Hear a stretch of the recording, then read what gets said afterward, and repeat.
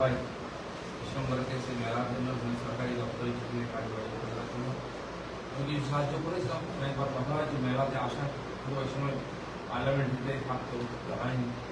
একবারে ছিল গোলাতে এসে দেখা যে কী ধরনের মেলারা কাজকর্ম করছে, সুযোগটা হয়েছে আজকে। সঙ্গে সঙ্গে আপনাদের যে নতুন কোর্স কেন্দ্র সরকারের সহায়তায় হচ্ছে কম্পিউটারে, সেটারও উদ্বোধনী কার্যক্রম থাকা শুরু করেছে। সেই জন্য আমার কাছে এটা খুব আনন্দের।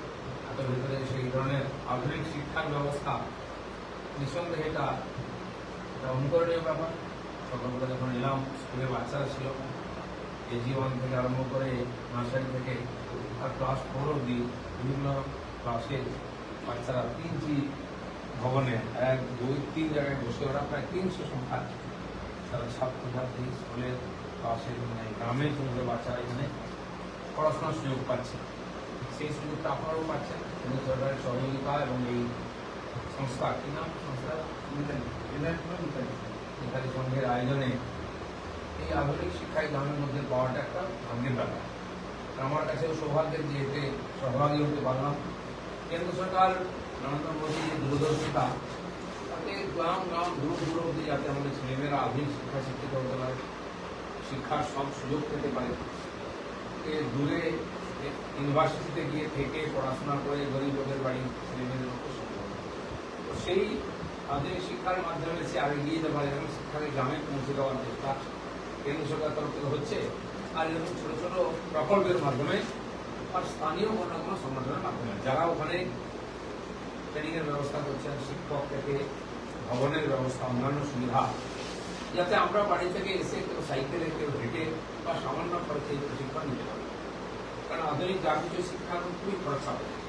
শহরে যেতে হবে, শহরে যাওয়া আসা মানে সারাদিন চলে যায় 1 ঘন্টা 2 ঘন্টা ক্লাসের জন্য, খরচা অনেক বেশি।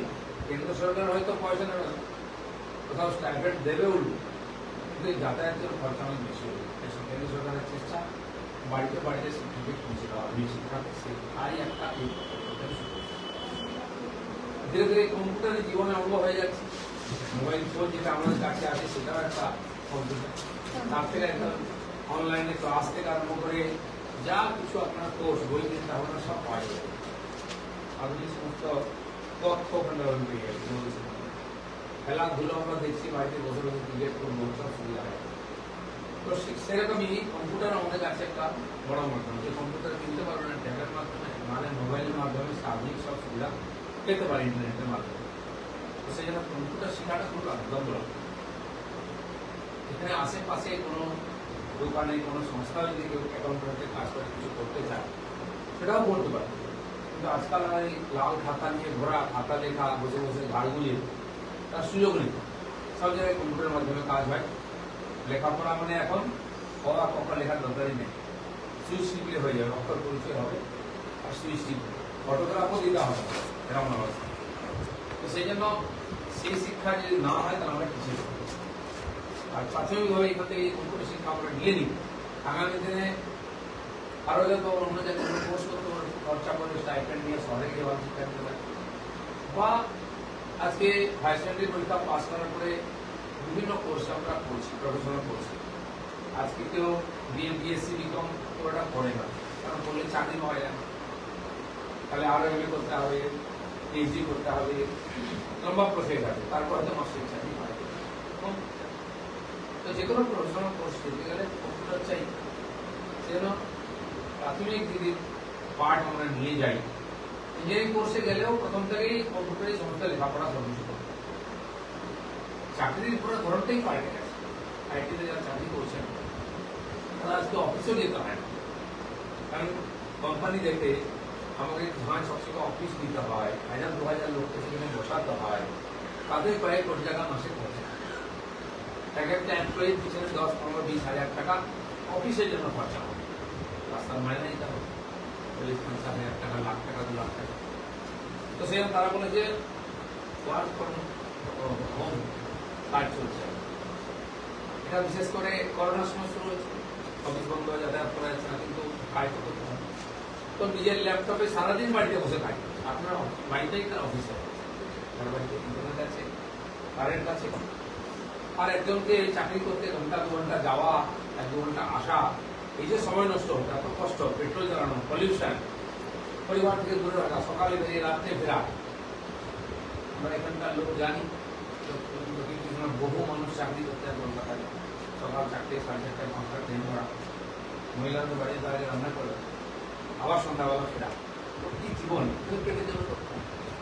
আধুনিক চাকরিতেও আছে আর অফিস যেতে হয় না, কেউ সপ্তাহে একদিন যায়, কেউ 2 দিন যায়, কেউ মাসের পর মাস যায় না। ব্যাঙ্গালোরে চাকরি করে, তাতে এখানেও দেখবেন আপনারা মাসের পর মাস বাড়িতেই আছে। কি হলো, বাড়ি থেকেই কাজ করছে, ইন্টারনেটের মাধ্যমে অনলাইনে ভার্চুয়াল কনফারেন্স হয়ে যাচ্ছে। কাজ কি হলো, প্রোগ্রেস কি হলো, সকালবেলা তাকে কাজ দেওয়া হচ্ছে, বিকালবেলা আবার কনফারেন্স করে বুঝিয়ে দিচ্ছে 4 ঘন্টার মধ্যে, আর 7 দিন বাড়ি বাসে কাজ করে। বাড়ির লোকের সঙ্গেই আছে, কিন্তু হয়তো ওখানে গিয়ে 8 ঘন্টা কাজ করতো, এখানে 16 ঘন্টা কাজ করতো, সারাদিন কাজ করতো। তো এই যে ধরনটা পাল্টে গেছে, এর সঙ্গে যদি আমাদের পাল্টে হাঁটতে হবে, তাহলে আমরা না, আমাদের দেশ, আমাদের সমাজকে এগোতে হবে। তাহলে এই শিক্ষায় শিক্ষিত হতে হতে হবে। ভারতবর্ষের যুবক যুবতীরা আছে কম্পিউটার এত পারদর্শী, দুনিয়ার মধ্যে হচ্ছে বেশি সফটওয়্যার আমরা তৈরি করি এবং বিক্রি করি, ওই সফটওয়্যার কোম্পানি আমাদের দেশে। যে কম্পিউটার এখনো চীন থেকে বেশিরভাগ পার্টস আছে এখানে তৈরি হয়। যে মোবাইল ফোন দুনিয়াকে ছোট করে দিয়েছে, সব কিছু হাতের মুঠোর মধ্যে চলে এসেছে, সেই মোবাইল ফোন আজকে 200-র বেশি কোম্পানি ভারতবর্ষে মোবাইল ফোন তৈরি করছে। 5-7 বছর আগে আমরা হতে পারতাম না, 90% মোবাইল ফোন চায়না থেকে, তাইওয়ান থেকে আনতে হতো। আজ আমরা যা ব্যবহার করি তার 80% বেশি মোবাইল এখানেই তৈরি হচ্ছে এবং বিদেশেও বিক্রি হচ্ছে। 1.5 লাখ 2 লাখ টাকা ফোন আসলে এখানে তৈরি হয়ে বিশ্বের বাজারে যাচ্ছে। গত বছর 80,000 কোটি টাকা খালি এতেই আমরা ইনকাম করছি আমাদের দেশ। আমাদের 60,000 কোটি টাকা খালি অ্যাপেলের আইফোন বিক্রি হচ্ছে, ওখানে তৈরি হচ্ছে। খারাপ করছে, তোমার ছোট ছেলেমেয়েরা শিক্ষিত হয়ে ওখানে গিয়ে কাজ করছে, সব রকম সফটওয়্যার হার্ডওয়্যার সব। তো সেজন্য আধুনিক শিক্ষায় শিক্ষিত না হলে আমরা দুনিয়ার সঙ্গে কাজ মেলাতে পারবো না, জীবনে এগোতে পারবো, কোনো কাজই করতে পারবো না। সেই কাজের কেন্দ্র সরকারের সহায়তা এখানে যে প্রকল্প শুরু হয়েছে, এটা আপনারা যুক্ত হয়েছেন, বিজ্ঞান সংঘের তরফ থেকে আয়োজন, ধন্যবাদ। আমাদের ডেকেছেন এই সুযোগে, দেখা হয়ে গেল, সবাইকে শুভেচ্ছা অভিনন্দন। সবাই নিজের জীবন উন্নতি করুন, সফল হন, এই গ্রাম থেকে বেরিয়ে গিয়ে ভালো কাজ করুন। বহু গ্রামের ছেলে আজকে দুনিয়াতে বহু জায়গায় নাম করেছে, খেলাধুলো, পড়াশোনা, অন্যান্য কাজ। এই যে ইসরো চন্দ্রযান পাঠিয়ে দিল, তাতে এই ধরনের গ্রামের ছেলেরা, তারা ইংলিশ মিডিয়াম পড়েন, সাধারণ সরকারি স্কুল থেকে পাস করে গেছে, তারপরে পড়াশোনা করতে করতে ইঞ্জিনিয়ার হয়েছে, সায়েন্টিস্ট হয়েছে, সে টেকনিশিয়ান হয়ে গিয়ে ওখানে কাজ করেছে। সেরকম যা যা হচ্ছে আধুনিক কাজ, এই মিসাইল হচ্ছে তার মধ্যে এই গ্রামের ছেলেরাই কাজ করছে, চেষ্টা করতে করতে করতে করতে শিখেছে।